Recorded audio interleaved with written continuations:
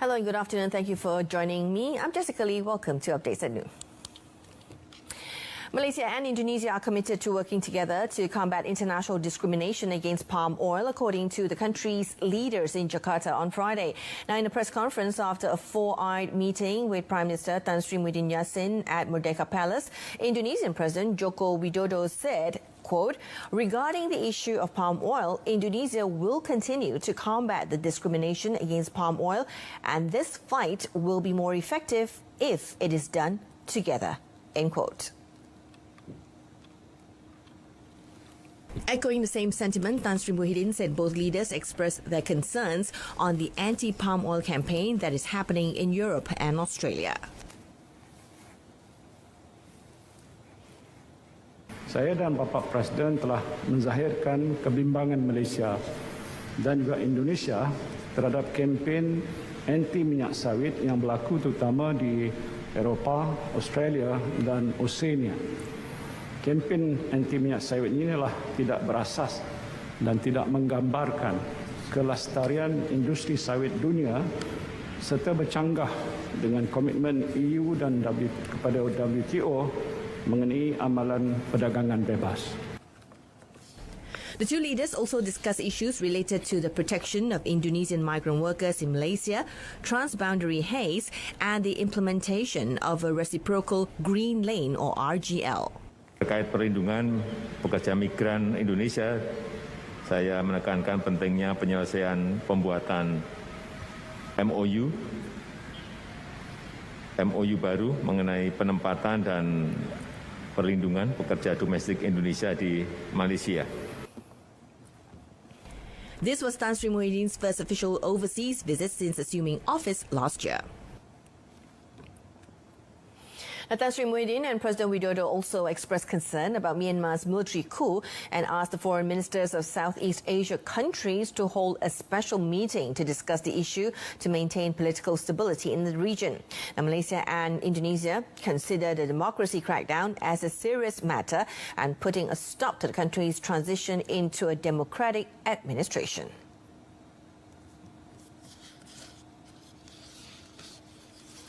Adalah dikhawatiri pergolakan politik di Myanmar boleh menjejaskan keamanan dan kestabilan di rantau ini.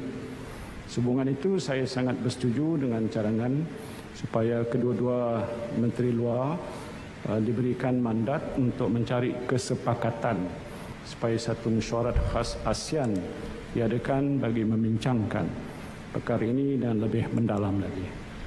Kita prihatin dengan perkembangan politik di Myanmar dan kita berharap perbedaan politik itu dapat diselesaikan sesuai dengan hukum yang berlaku, dan untuk mewujudkan visi komunitas ASEAN penting bagi kita semua untuk terus menghormati prinsip-prinsip piagam ASEAN, terutama prinsip rule of law, good governance, demokrasi, hak asasi manusia, dan pemerintahan yang konstitusional.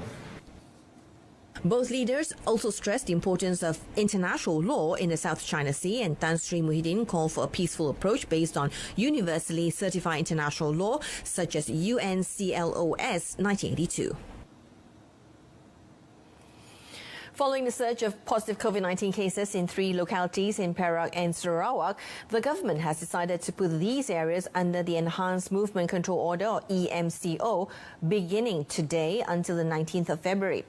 The Senior Minister for Security, Datuk Sri Ismail Sabri Yaakob, said the localities involved are Kampung Sebako 1 and 2 in Lundu, Sarawak, and Sekolah Menengah Sultan Idris Shah 2 in Perak.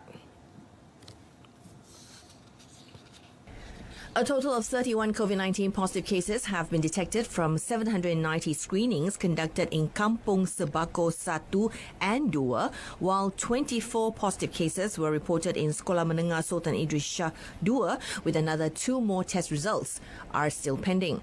Datuk Sri Ismail Sabri also announced the EMCO imposed on Kampung Sungai Ud and Kampung Sungai Ud Hilir Dalat in Sarawak, which was scheduled to end on the 10th of February, will be extended until the 16th of February. The decision was made due to 21 new infections were lodged in the localities, with 2,021 screening tests are still pending for results. Now, 15 new COVID-19 clusters were detected by the Health Ministry yesterday, where 12 of them involving workplaces, 2 were community-based, and 1 was a high-risk group.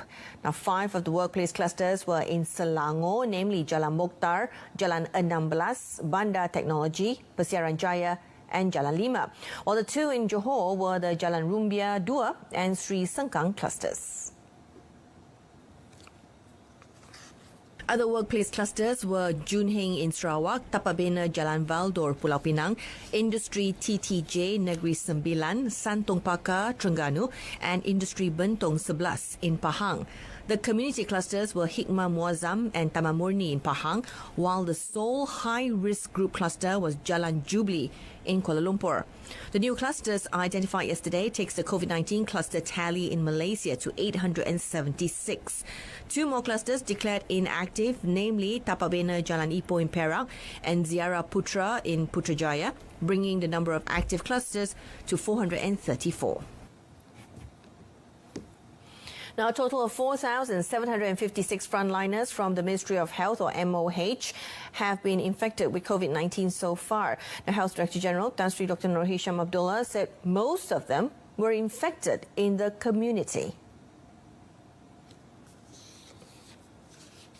Setakat ini kita dapati petugas kesihatan yang dijangkiti telah meningkat kepada 4,756 dan iaitu 3,101 ialah wanita dan 1,655 lelaki. Meanwhile, Tan Sri Dr. Nur Hisham said 936 frontliners from the Royal Malaysian Police (PDRM) have also been infected with the virus so far. He also reported 93 health staff from the Sultanah Nur Zahirah Hospital (HSNZ) in Kuala Terengganu were reported positive for the virus. Active close contacts tracing and screening is being conducted, and the patients had been isolated for treatment.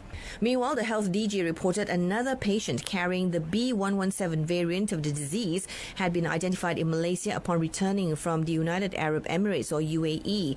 The B117 variant was detected for the first time in the country in December when Malaysians returned from the United Kingdom.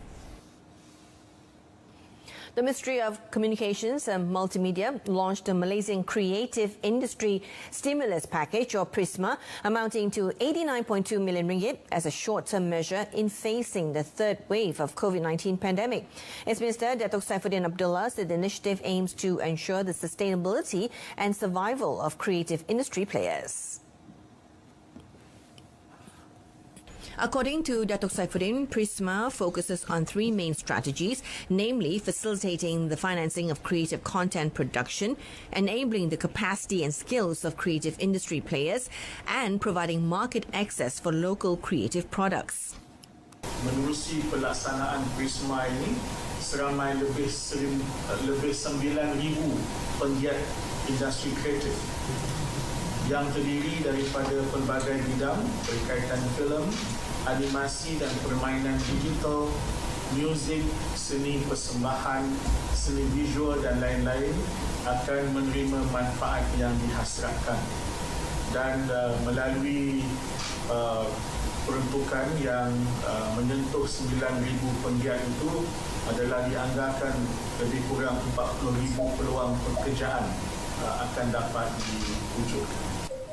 The minister added that a total of 67.7 million ringgit for the allocation was in the form of grants, while 9 million ringgit was for loans and 12.5 million ringgit for broadcast slots. Now, police arrested 9 local men on suspicion of being involved in cryptocurrency investment fraud syndicate, resulting in losses amounting to about 2.8 million ringgit in a series of raids in Pulau Pinang, Selangor and Kuala Lumpur on the 3rd of February. Bukit Aman Commercial Crime Investigation Department, or CCID Director Datuk Zainuddin Yaakob, said all suspects aged 34 to 62 were arrested between 6:20 a.m. and 8 a.m. that day and are believed to be involved in an investment scheme known as Emas Fintech.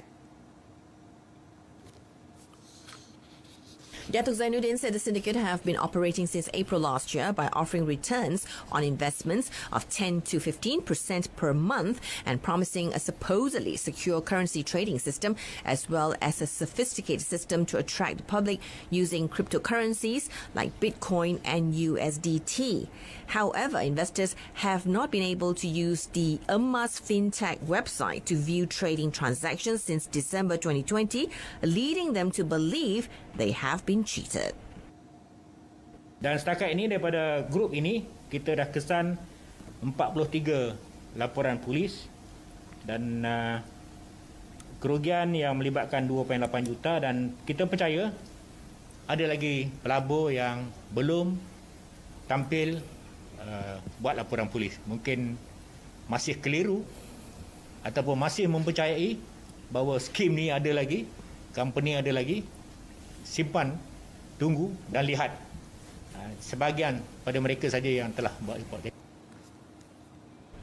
Police are still trying to locate a local man, Jason Kennedy, 32, who is believed to be the mastermind.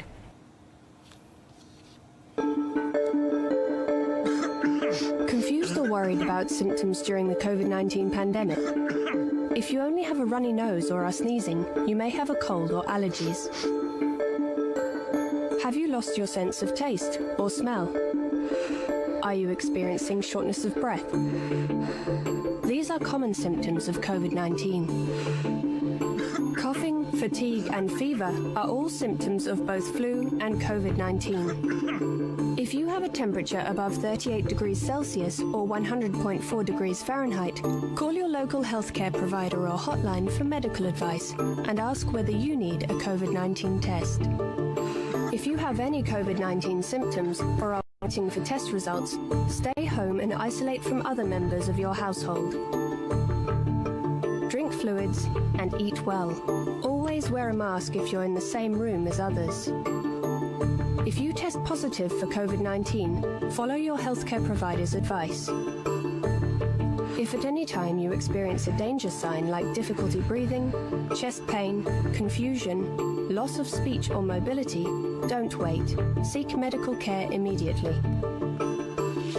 Remember, you can prevent colds, flu and COVID-19 by following a few basic precautions.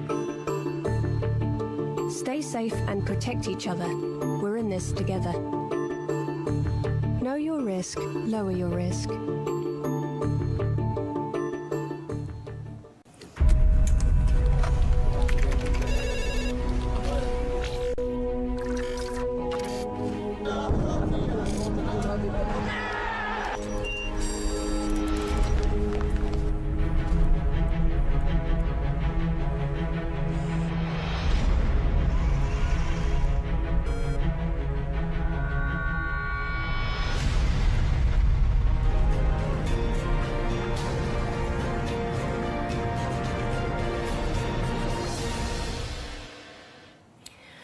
That's it from us. In our top story, Malaysia, Indonesia call for ASEAN meeting on Myanmar coup. Join me again at 10 p.m. on My Freeview Saluran Berita RTM channel 123. Now you can also stream the news via RTM's My Clip web portal or mobile app.